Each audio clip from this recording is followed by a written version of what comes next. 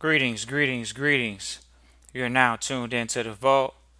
Trust Christian, know nothing, control everything. Just want to thank you for tuning in live, listen, replay.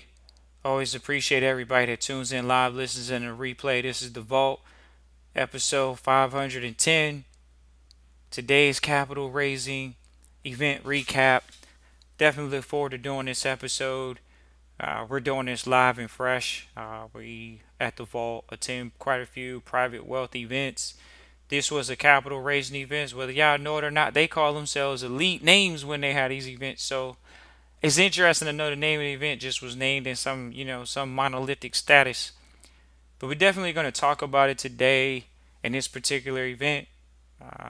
Just a recap of it because we know that it's always best to give a good debrief when you're hot and heavy and when you're excited and when you got it all in you. And, we may have quite a bit of content, but we're here to stay and we're here to share. And this is for us at the Vault, for internal trustees, for internal managers. This is for you to understand that these are best practices from the elite, ladies and gentlemen. People pay thousands of dollars to sit in these rooms to hear just these simple tips and tricks of the trade, ladies and gentlemen, that you spend thousands of dollars, you invest thousands of dollars in your private education, and this is what you get. You get the notes that the billionaires are talking about. Oh, everybody want to be billionaire. Everybody wants to be a billionaire. Who wants to be a millionaire? Right. So let's have fun with it. So how do you start out your business meetings? How do you start out your business relationships? Some people say, "Oh man, how do you get a builder started out by building a relationship?" This is one of the things that we heard. Preponderance of this term. Let's grab a cup of coffee. They didn't say let's grab dinner. They didn't say let's grab lunch. Billionaires. Let's grab a cup of coffee. Then when you sitting there and you having your cup of coffee with this financial person, you're asking direct questions. That means you pre-rehearse the questions with yourself. People say, "Oh, I want to raise capital." How you gonna raise capital if you're not asking direct questions so you can find out if this person can give you the money you need? It's interesting because the event we went to, the founder of the network, pretty much he just has great content. And obviously when you hanging out with rich people, you gonna think like a rich person. So he talks about rich stuff. So this is one of the points that he highlighted. It was a great point. He said, "Are you an hour a day inputting billionaire thoughts? You say you want to be a billionaire. Are you spending an hour a day putting in billionaire thoughts? You say you want to be a millionaire. Are you spending an hour a day putting in millionaire thoughts? You say you want to be a great trustee. Are you spending an hour a day putting in good trustee recordings?" So we can definitely go through the data because there was one investor that was talking about how they actually use the data where they know how long someone's looking at the content that they're producing. This is where data is at, ladies and gentlemen. We definitely got some great business ideas out of this event. You know, no one wants to know that you're going to be a serial entrepreneur or you could be a failure at quite a few companies. And wait till we get to that point, because when you hear that point, you're going to say, "Oh, wow. Well, let's just get it out now." Basically, surprisingly, someone that's called a company called Virgin. So you say, "Oh man, we're sitting in a room, bunch of billionaires once again, asset managers, multimillionaire asset managers, whatever." So we're sitting in a room today, and someone brings up the fact that Richard Branson created a company called Virgin Brides. So it's kind of an oxymoron, and it's interesting. It's not complete conundrum, but it is something that they said it was a failure. They said the company didn't work. So if the company didn't work, and you might be surprised, "Oh, this is Virgin Atlantic. How did the company fail? It's Richard Branson, right? He's got over 1,000 Virgin companies, ladies and gentlemen. You think one or two didn't fail? Yes, and he's still a billionaire." So it goes against conventional wisdom. Here we go. See, this is the thing that people say, oh, I'm in personal development. Whoa, I'm gonna try to develop myself. So do you have sticky notes on your mirror? You have sticky notes in your shower? So when you're in the shower and you wake up in the morning, you start reading some notes. Do you look at them in the mirror? So we got some key words from this event, of course. You all can take that from this entire episode. Particularly keywords are reliability. Keywords are consistent. Did you do your homework? This is capital raising conversation. Did you do your homework? Did you do an analysis? Did you do an analysis of your industry and your market? Literally, it was a bunch of investors saying, look, we don't even like people that don't even know how big their market is. Do you know how big the market is that you are in? It's called the TAM, the total addressable market. Even if you didn't come up with the numbers, it's still good to see what the group consensus of these companies and analysts are saying. Transparency. Infrastructure. Do you have the infrastructure? That's one of the things we know we're going to step our game up for sure in the private trustee training, just because that's something that a lot of people don't understand. But the trustee system, the trustee training is your infrastructure training. The family foundation, what they say, the foundation is everything, right? Right. So how is it that most American families, they give their 10% to church, but they're doing it in their personal name? Because they didn't have a foundation, because they didn't build a foundation, because they're not in God we trust. They have the infrastructure when they're in God we trust. Interestingly enough, right now, there's this new emerging industry in the food industry, which is scientific food. They are creating food in laboratories. It is scientific food. And so it is, you can call it what you want, but it's scientific food. They're creating, okay, here we go. So some people say, oh, what about the plant-based foods? Those are scientific foods, ladies and gentlemen. Those are foods that are more processed than traditional meats at times. Highly processed foods, but they are turning it into a so-called health kick. Here we go. It's interesting. You sit in a room with these billionaires, and they have their own internal processes, and you see that even these guys are giants, and they, $100 million, $1 billion, managers, and none of them have the same processes. It always amazes us at the vault when you see even the guys on TV or just large asset managers. No one is doing one thing. No, there is no one defined way to manage wealth, have wealth. There is no one defined way. We didn't see any entertainers up there. We'll promise you that. Sometimes when you're really looking at things, whether you're going to be the investor, whether you're looking to raise capital, you want to address what are the potential dangers, what are the potential opportunities, and what are the potential strengths. And so these are things that are internal mechanisms that you have in trusteeship for the family. You have these things that are written down, so they're codified. So when they're making decision making processes for investments or otherwise, this isn't financial advice or legal advice. It's just giving them more processes and procedures. Why? Because literally we heard at the workshop, and this is a fact, generational wealth is passed along in the system. It's not passed along because you just thought you was going to get in trusteeship and it was going to be a breeze. And a lot of people know it. It wasn't a breeze. And it's not going to be a breeze.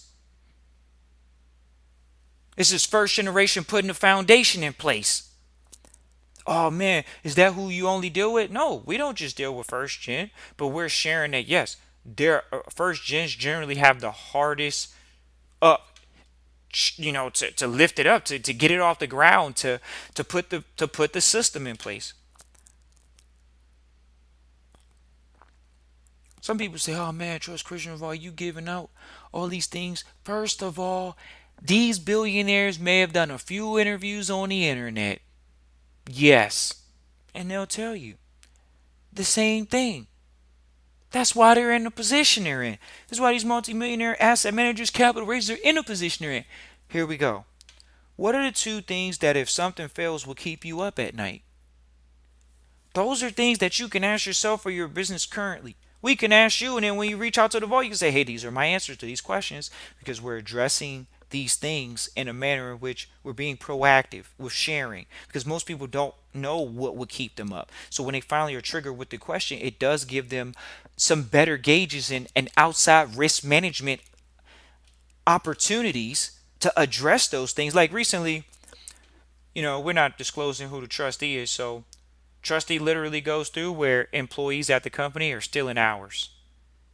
Literally. You say, how big? Over 100 employees. They've been doing this over at a job site, a real estate site project for over close to a year. Oh, you got to go back and dock pay. How do you go back and dock pay, ladies and gentlemen? Oh, it was a common mistake. All right, there's a difference between a mistake and someone stealing. They were stealing, so it's not a mistake. It was a mistake if they just kind of miscalculated some numbers, mispaid people. No, they didn't mispay people. They actually pay people because they lied. There's a difference.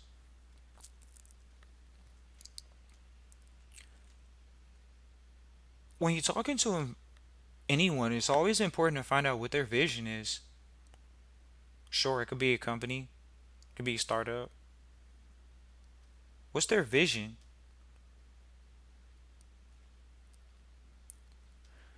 It's interesting because we've already got in contact with the. Once again, we're in the environment, so we already know. We're sitting in a room right now. It said 80 trillion plus dollars is going to go through baby boomers' hands in a wealth transfer before they say 2028 or something, 2030 or 2028, because they said 10,000 of them are so-called retiring every day. These people are almost being forced out of the workplace, maybe because of technology, and maybe because of younger people just having to really provide for their lives right now.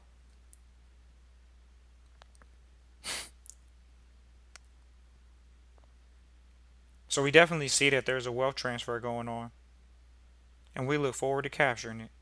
So there's a liquidity event going on. You're going to see a lot of older people selling out of assets. Maybe not at fire sale prices, but you better know how to solve their problems. Do you know how to solve their problems?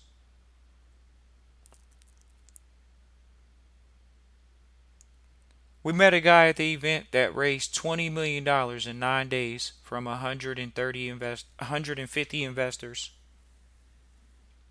In 9 days, they raised $20 million, ladies and gentlemen. It stretches you. It makes you think, what do I need $20 million to raise that money for?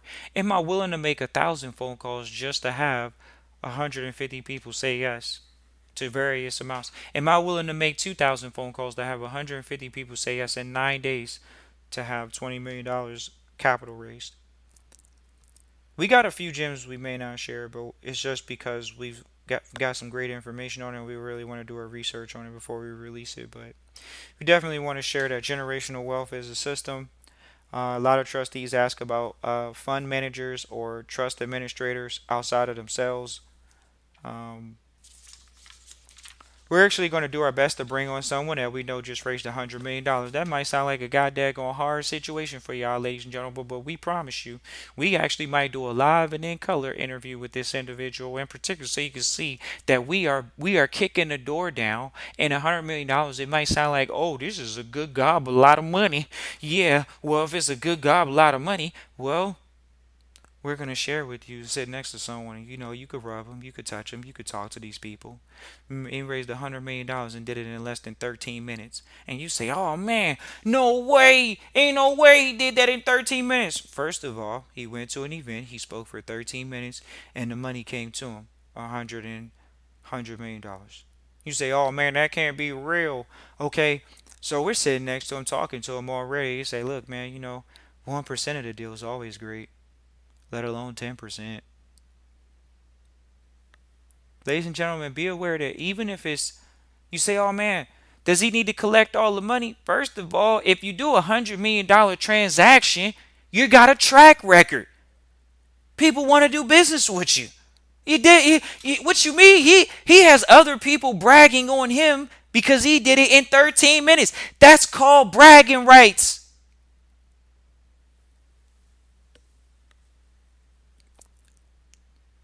Here's a good one for all the entrepreneurs. Do you manage your expectations every day? Do you manage your customers' expectations? How are you at managing expectations? Are you mismanaging expectations? Very important conversations to have.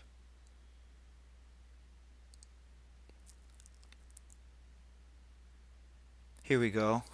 We actually going to do a whole episode on this called the fine print. Because somehow, in the common day folk, they missed the fine print. And what we heard from the greats, ladies and gentlemen, we're talking about the billion-dollar asset manager, actually probably one of the biggest in the room. And they specifically said never cross collateralize. And they said it was another term that was even more powerful. Oh, here we go. Oh man, here we go.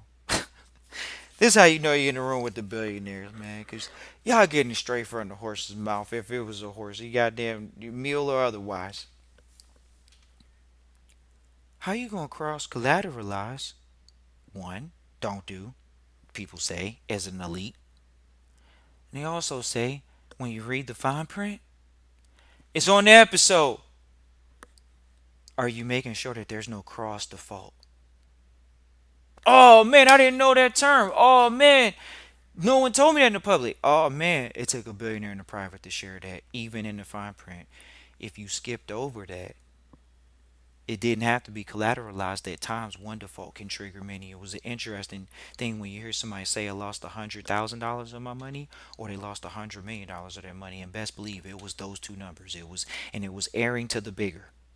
They lost $100 million behind cross default. So, and that's coming from reading the fine print. These are the type of things we're talking about at the workshop. Feel free to reach out Christian at trustchristian.com. Feel free to reach out and Trustee Training Christian at trustchristian.com. Look forward to hearing from you.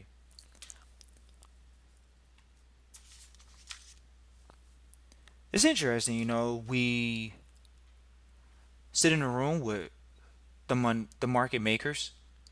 So the market makers say, are you moving like a market maker or are you moving like an amateur? Who That was a great one for us to hear today, which is, are you moving like a market maker or are you moving like an amateur? In everything. So we at the vault, we know what we're doing here. We're not like, oh, we don't need to improve. We're very aware of what we're doing at the vault. We look forward to whoever comes through and goes through the training. We're always thankful for that, and we've definitely blessed a lot of families and worked with a lot of people, and that's why we're doing the workshop. So look forward to hearing from you. It's interesting because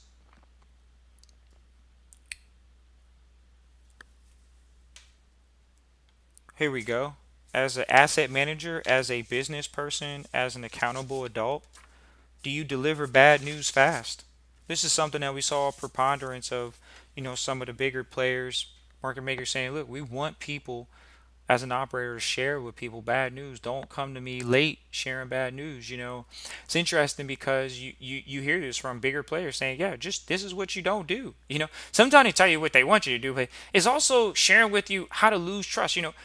Literally they kept talking about that the whole event. Trust, build trust, build trust, build relationships, build trust. How do you build trust when you're in the startup phase, when you're looking, oh, I'm trying to scrape my pennies, or oh, I'm trying to do a shoestring budget, or oh, I'm trying to get off my job? Ladies and gentlemen, hey, here we go. We asked one of the best asset managers in the room that was actually allocating capital towards startups, and they were allocating it in pre-IPO companies. So we knew we were going to be the best in the room. That's what we are. So we said we got two questions for this individual. Great two questions for this individual. We said, what are the two instant turnoffs when you meet someone in a startup, and what are some, not two, but what are your turnoffs, and what's a turn on when you meet a startup operator, somebody that's looking to get capital? First thing they said is ego. Ooh, you have an ego raising capital? What does that mean? You just who knows? You're talking out of the world. You know, you might almost be talking more than you're listening. Second thing, they had two, and it's just interesting because they definitely want to harbor on the negatives, which is sometimes when you're dealing with an asset manager and they're allocating capital, an investor, they get a consistent theme of things that they know this is an instant turn off. This is why I'm not going to do business with you. And they'll notice within 30 seconds of meeting you. After shaking your hand, we actually know that because the way the guy even shook our hand today, it was a stern handshake. Definitely a stern handshake. He made sure he squeezed, and you think about that because someone may let him just squeeze their hand. And in turn, he recognizes that that person doesn't understand it's important to have a firm handshake. Even him looking you in the eyes, they may not understand it because they come from a different generation or they weren't raised, they weren't taught. Very important to have a firm handshake. And the second thing they said for a turnoff was the lack of downside risk awareness in the performer. So a lot of times, a lot of people in the business plan, a lot of people in business, a lot of people in the world, everybody want to look for the upside. Everybody wants this 10 bagger. Oh, I'm a 10x this company. Sure, everybody wants the 10x a company. And then next thing you know, they didn't put on there the worst case scenario. They didn't put the downside risk. So think about that. Just adding that to your pitch deck, just adding that to your business plan, sharing with them, sharing with your potential investors that you are aware of what the downside risk is and how much it could cost. So very important. One of the things we took out of this, and this is just, whoever, whether they were raising capital or they were, uh, investing. They said, what does your company look like if it were 10x? Then you got to write it backwards and reverse engineer it. And these are things that really show you. These are like long-term thinkers. These are big picture thinkers. They're not thinking small term. Whether they're investors, and if you're savvy and you're smart, you want to make sure that you're thinking long term and sharing that long term vision when you're sitting there talking to investors. It's almost like you gotta tell them you're gonna take over for the next 100 years. And that, once again, is it ego or is it close to, that you at least can dominate a market for a good market return for that investor for the next 5 to 10 years? Easy. And it's not an easy, but it's something that you're doing your best to rest assure them that you're very competent in. You have thought about this more than just, oh, I'm going to start the money up, get it for 1 year, 2 year, and failure in the first 5 year. We're not going to ladies and gentlemen, if you're not able to ask for $100 million for your company, but you say you want to be a billionaire, you're probably not thinking big enough. And we'll share that with you all, ladies and gentlemen. There's no doubt about it. When you say, oh, I'm looking to be a billionaire, it's just an interesting thing. We've seen a lot of them say, what do you need that type of capital for? And then they say, well, what do you need $100 million for a project for? And maybe some people can't answer that question, but it's very important to be able to answer that question. We're going to do our best to do an interview with someone that actually raised 100 million, so you can see that it comes all shapes and colors.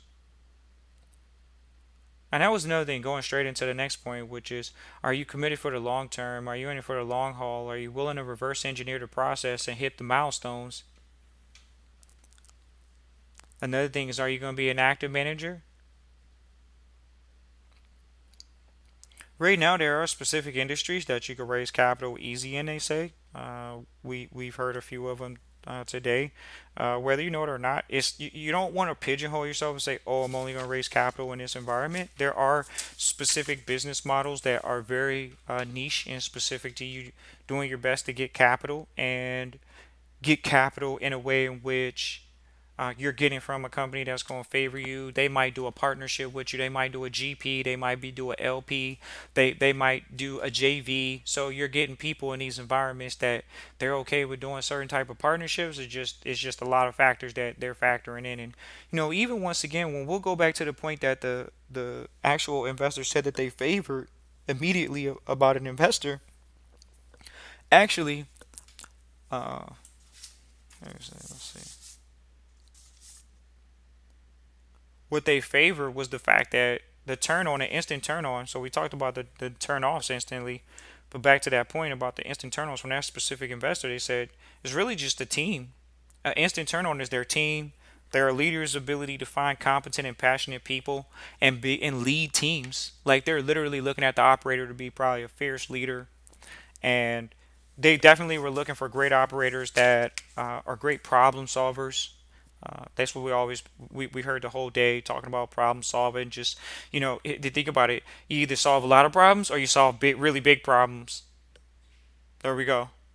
So solving problems, uh, That was a big thing. Does the operator have the ability to pivot? So in our space, they usually won't just call you a business owner. They'll just call you an operator. Say, does this operator know how to pivot? They just call them operators. You're operator of a business. You might be operator of multiple businesses. You might be a multi-state operator. So in real estate, you might be a multi-state operator. You have real estate in multiple states that you're managing as a real estate company. So it's interesting to see some of the real estate companies that we even saw today. How people are, quote unquote, the vehicles that they're using, whether it's to capital raise for real estate. We even heard someone that really shared us with a very unique concept in real estate today, that wasn't even just trying to own the land. So many people want to own the land. Some people want to own the land and sell the land so they can lot it out, so maybe they can lease it out, just many of those type of things. But we actually heard an even more evolved thought, which is beautiful today. So we're definitely going to do our best to do a research on it and come back with it. But other than that, it was a beautiful event. We're definitely gonna do our best to share some more points here. We got a few more points here. Um, Whether you know it or not, foreign people are they're coming in the game and they're playing the game, ladies and gentlemen. There's foreigners that are coming in the game. You got to just be okay with that. There's a lot of stiff competition. One of the things we took away from it, you got to have the right team, the right story if you're pitching, and the right structure. And these are the things that we talk about over at the Vault through Trustee Training, is having the right team, the right story, and the right structure, ladies and gentlemen. That's very, very important. We saw a good 22-point checklist for a high-level investor, what they're looking for, as far as when they're looking at deal with an investor. Um, they talked about heavily building trust. Um, Foundational principles. You want to grab people's attention. You want to pique their interest. You want to get to the point, and you want to be persistent. And that's something that maybe a lot of people may fail at. Is that maybe it's the persistent or whatever. Who knows? Relationships, pitch deck, negotiations, success in fundraising. Come on, ladies and gentlemen. You're supposed to be able to fund your dreams. Oh, there's no money out there. You're lying to yourself. There, we sat in a room with them. They telling you it is money out there. Risk mitigation. You guys think you're gonna work with wealthy people if you're in the wealth space? Structuring opportunities. What can go wrong? Not what can go right. Structure is everything. Thriving by creating unique, out of the box solutions. Come on now. Solutions to problems again. We're just going over our notes, ladies and gentlemen. We definitely saw. We sat in a room with someone raised $20 million in 9 days with 150 investors. That's crazy. I mean, it's great. It's good to hear. It's always great to hear people just pushing themselves and doing. I mean, it's not something you like go to public school. You say, "Oh, I know how to do it." It's something that you overcome quite a bit to do that. So one of the things that we sat in the room and talking about ways to add value to your investors, way to add value to your clients. How are you adding value to these people? That's what the vault provides. We're going to the private workshops. We're sitting in the room with the billionaires, and it's a private environment, so it's not a lot of pictures. So once again, the focus is just getting the job done for you and your family, making sure you got your foundation correct. We look forward to seeing you at the workshop. Christian at trustchristian.com. Once again, that's Christian at trustchristian.com. Look forward to seeing you all at the next workshop, September 23rd, 2023. The address is on the screen. Look forward to seeing you all there. And it's going to be a great one. We got Victor, and we actually are working on bringing some other private investors. Once again, we got those type of investors that we want to bring in the room. So you can't say, "Oh, I don't know how to raise $100 million." You sat in front of a guy. He looks pretty normal, just like the rest of us. He's got to get a haircut every 2 weeks if he does. He's trying to keep it low, and it's just the reality, ladies and gentlemen. These people are able to be touched. They're just doing the work that others may not. He's probably aggressively on the phone for sure, and we're going to get those things out of him. We're going to do an interview with him, and that's the facts. Christian at trustchristian.com. Look forward to seeing you at the workshop. It's not any virtual. We don't do that. It's private, intimate setting with our families, and we know we're going to see you there. Christian at trustchristian.com. Peace and joy.